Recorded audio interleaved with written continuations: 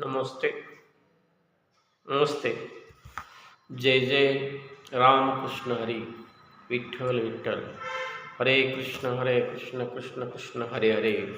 हरे राम राम राम हरे हरे.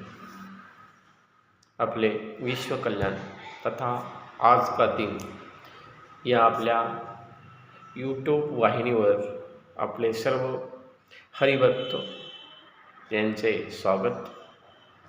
नियमाप्रमाणे आपण हरिमुखे म्हणा पुण्याची गणना कोण करी या हरिपाठाचा अभंग 5वा सेवा याची करत आहोत. प्रथम अभंग पाहू.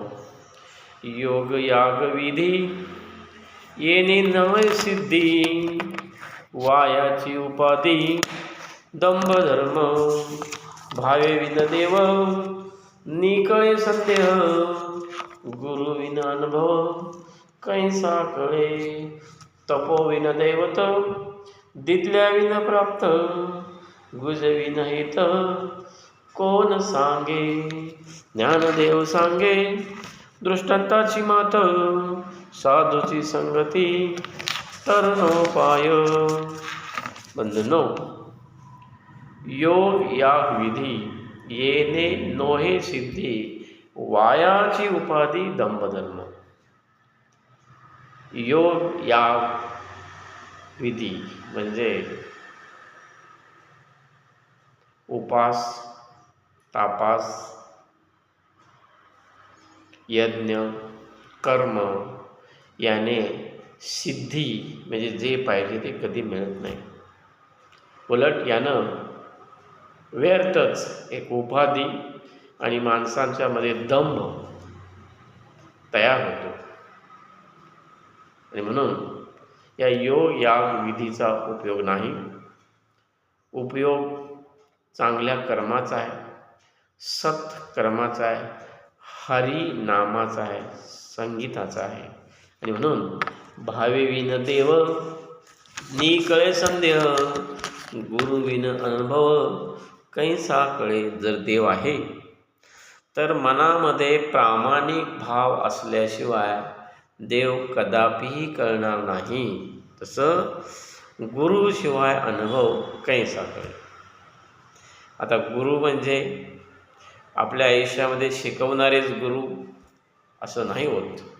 जन्म देणारे आई वडील पासून शिकवणारे शिक्षक आणि समाजामध्ये आपण वावरत असताना ज्या ज्या व्यक्तींच्याकडून आपल्याला वेळोवेळी सूचना मिळतात, वेळोवेळी मार्गदर्शन मिळतं, हे गुरु असतात. याशिवाय निसर्गही गुरु असतो. प्रत्येक घटनेत काही अनुभव मिळतात, हे अनुभवसुद्धा आपले गुरु असतात.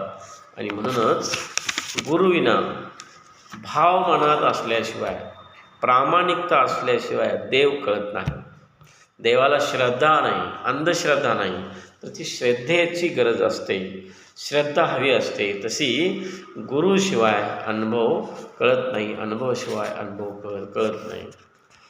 तपोविन दैवत दिदल्या विन प्राप्त, गुजविन हित कोण सांगे. तपश्चर्या केल्याशिवाय झिजल्याशिवाय दैवत आपल्याला प्राप्त होत नाही. एखादी मूर्ती दगडाची असते, असंख्य लाखो घाव दगड जेव्हा झेलतो तेव्हा त्यातून मूर्ती तयार होते, दैवत तयार होतं. तसंच कोणतीही गोष्ट, एखादा उद्योगपती, एखादा करोडपती, एखादा साधू संत जेव्हा एखाद्या उच्च स्थानाला जाऊन पोचतो तेव्हा त्याच्या आयुष्यातले कष्ट जे आहेत हे दिदल्याशिवाय, कष्टाशिवाय त्याला प्राप्त होत नाही. राजकीय व्यक्ती असू द्या, सामाजिक कार्य करणारे व्यक्ती असू द्या, विद्यार्थी, यश मिळवणारे विद्यार्थी असू द्या, किंवा उद्योजक असू द्या, व्यापारी असू द्या, जो कोण सर्वोच्च शिखरावर जाऊन पोचतो हे तपश्चर्याशिवाय, झिजल्याशिवाय त्याला मिळत नाही. आणि हे आपलं गुजविन गोष्ट हितं कोण सांगे. म्हणजे आपल्या मनातली अडचण, आपल्या मनातली समस्या, आपले प्रश्न, आपल्याला जे काही कळत नाही ते इतरांना सांगितल्याशिवाय अजिबात कळत नाही. आणि म्हणूनच ज्ञानदेव सांगतात, ज्ञानदेव सांगे दृष्टांताची मात, साधूची संगत कोण साधूची संगती तरणोपाय.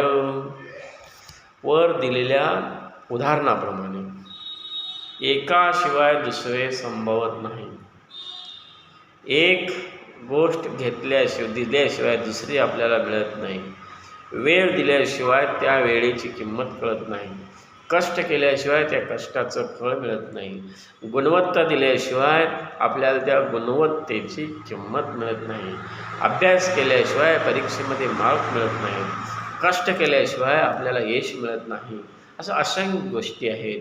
आपण जेव्हा काहीतरी देऊ, शेतामध्ये बी घातल्याशिवाय पेरल्याशिवाय उगवत नाही. तसं प्रत्येक गोष्ट एकमेकावरती अवलंबून आहे. आणि यासाठी आपल्याला साधूच्या संगतीशिवाय साधकाला तरणोपाय नाही. साधू म्हणजे कोण? भगवी वस्त्र घालणाराच साधू आहे असं नाही. जो ज्ञानी आहे. ज्ञानी म्हणजे असा की ज्याला फक्त माहिती आहे तो ज्ञानी नाही. जो ज्ञानीचा अर्थ असा होतो ज्याच्याकडे प्रचंड संपत्ती असतानाही नसतानाही, सुखामध्ये सुद्धा दुःखामध्ये सुद्धा, जो चंचल होत नाही, अविचल असतो, स्थिर असतो, असा ज्ञानी माणूस. अशा लोकांच्या संगतीशिवाय आपल्याला तरणोपाय नाही. हे हरिपाठाच्या अभंगामध्ये 5 मध्ये सांगितलेलं आहे. थोडक्यात याचा अर्थ असा, प्रत्येक गोष्ट अवलंबून आहे. ॲक्शन अँड रिॲक्शन हे विज्ञानाचे जे नियम आहेत. प्रत्येक गोष्टीला क्रियाला प्रतिक्रिया असते. मग ही क्रियाला प्रतिक्रिया जेव्हा आपल्याला असते तर ती क्रियाच छान केली, चांगल्या पद्धतीची केली तर तिची प्रतिक्रियासुद्धा चांगली आपल्याला मिळते.